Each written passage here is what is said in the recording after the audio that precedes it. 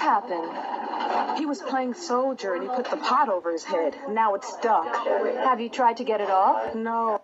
Нангарын сонун видео соогдоо наче на бала апасы келет врачка баласы менен. Анан сурап атат врач. О, бул кандай болду дейт. How did this happen? Анан апасы айтат, баланын апасы айтат. Балам бул солдат болуп ойноп атып, башына мына ушуну pot деп катышын.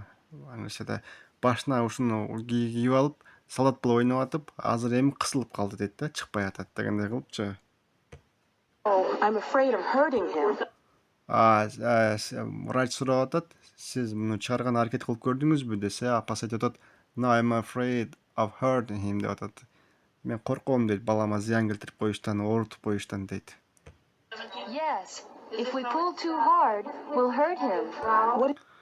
Ооба дейт, сиз эгер муну катуу тартсаңыз, ооруйт дейт да, зыян келтирет дейт. What are you going to do?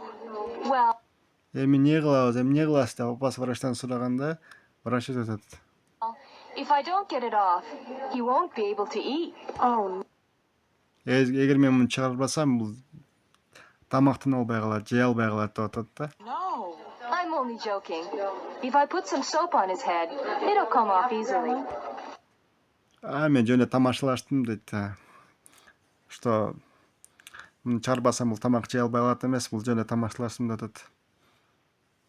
Эгер мен азыр башына ичине дейт самын салсам, самын мен бул тез чыгат дейт, оңой чыгат дейт, it will come over easily депчи.